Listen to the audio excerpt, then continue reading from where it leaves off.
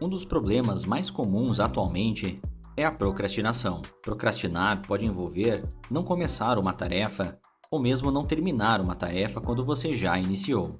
Então, você pode procrastinar a leitura de um livro, ou você pode começar a ler o livro e não finalizar. Ou seja, até há a capacidade de iniciar o comportamento, mas não de finalizar.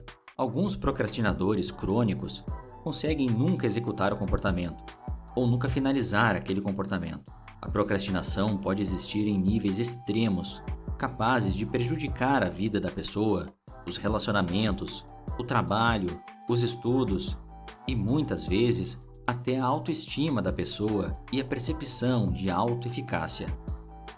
Um procrastinador extremo, que tem essas deficiências na vida devido ao comportamento de procrastinar, pode acabar se achando uma pessoa horrível. Para entender a procrastinação e tentar algumas ferramentas de como manejar isso na prática, a gente tem que entender duas coisas. A primeira coisa é a neurobiologia, ou seja, o que acontece no cérebro de um procrastinador. Por que um procrastinador procrastina? Por que uma pessoa não consegue começar um comportamento, ou mesmo sabendo os malefícios de não começar o comportamento? Ou uma pessoa começa um comportamento e não consegue terminar, mesmo sabendo dos malefícios de não terminar aquele comportamento. O segundo item que a gente precisa entender é como que acontece a produção de um comportamento via pensamentos, o que é muito estudado na psicologia cognitiva. E a partir desses dois entendimentos que a gente, pelo menos, começa a entender e tentar atenuar o comportamento de procrastinar. Então, o primeiro aspecto que a gente precisa falar é a neurobiologia da procrastinação. Para entender a neurobiologia da procrastinação, nós precisamos entender um neurotransmissor chamado de dopamina. Eu sei que você já ouviu falar de dopamina. As vias dopaminérgicas são bem reduzidas quando comparada a outras vias de neurotransmissores, como por exemplo o da noradrenalina e o da acetilcolina. O problema é que as vias dopaminérgicas geram tanto a motivação para fazer um comportamento quanto o próprio comportamento em si. Basta ver que a via nigroestriatal, inclusive, sofre degeneração na doença de Parkinson, por isso que os pacientes têm sintomas motores. Mas o que vem aqui para nós agora, de importante dentro do aspecto da dopamina, é a capacidade que a dopamina tem de fazer duas grandes coisas. Primeiro, gerar motivação frente a um determinado comportamento. E segundo, a capacidade que a dopamina nos dá de manter a execução de um comportamento quando ele começa. E vale ressaltar aqui que a motivação não é aquela que você escuta do senso comum, onde as pessoas acham que uma pessoa motivada é alegre, eufórica e feliz. Na verdade, na neurociência, a motivação é um comportamento direcionado a um objetivo, certo? Isso é a motivação. E o neurotransmissor que faz esse comportamento acontecer é a dopamina. Lá no nosso cérebro tem um monte de neurônio dopaminérgico que acabam se comunicando de duas grandes formas. Eles podem fazer potenciais de ação, que nada mais é do que uma série de liberação elétrica que faz a liberação química acontecer. E as comunicações desses neurônios podem ser de uma forma fásica ou de uma forma tônica. Preste atenção nessa parte que é muito importante. A dopamina fásica é aquela que nos gera lapsos absurdos de motivação e que nos faz ter comportamentos até muitas vezes impulsivos, como por exemplo furar a dieta, consumir álcool quando não deveria, ou falar alguma coisa que não deveria, coisas nesse sentido. E a dopamina tônica, que é importante aqui para nós, porque ela está a todo tempo sendo despejado um pouquinho de cada vez no nosso cérebro, ou seja, mantém uma liberação constante de dopamina.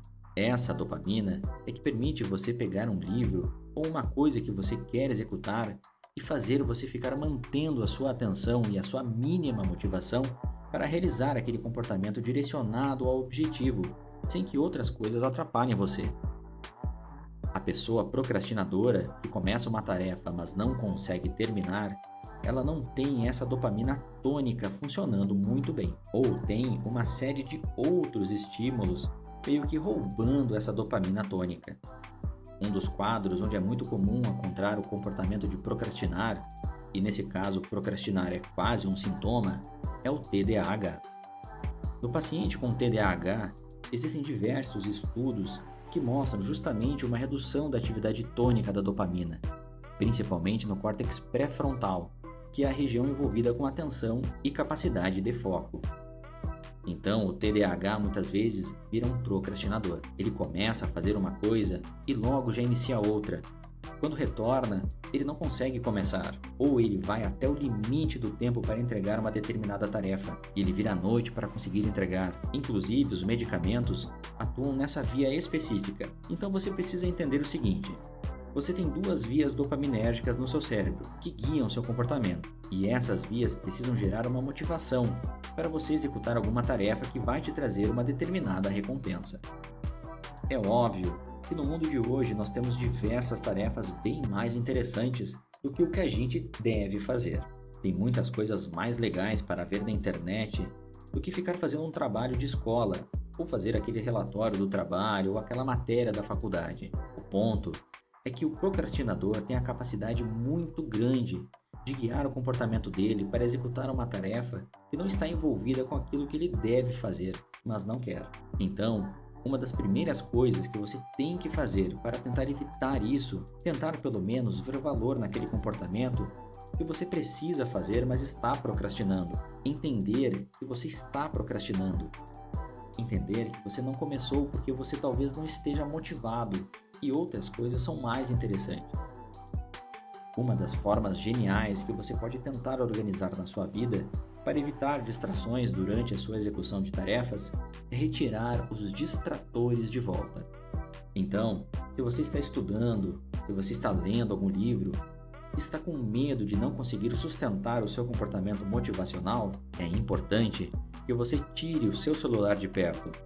Coloque de preferência em outro cômodo. É importante que você desligue as notificações.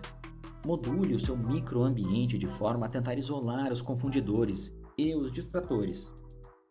Um aspecto importante que a psicologia comportamental ensina é você tentar controlar aquilo que te controla.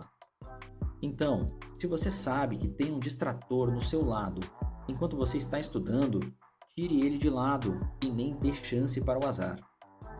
Esse é um dos jeitos que você evita a procrastinação de não terminar uma tarefa uma vez que já começou.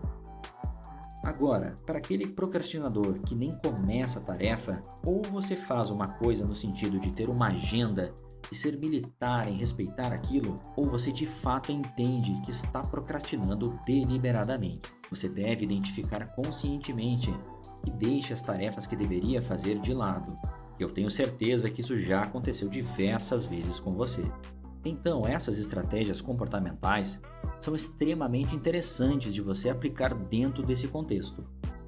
Agora, claro, se você tiver uma procrastinação absurda que está te atrapalhando e te prejudicando de forma disfuncional em sua vida, talvez seja interessante você procurar uma ajuda profissional. O segundo aspecto para lidar com procrastinação é o comportamento de perfeccionismo. Eu sei que vai parecer estranho, porque o procrastinador e o perfeccionista parecem não coexistir, mas na realidade, inclusive a literatura científica aponta isso, muitos procrastinadores são assim por conta do perfeccionismo.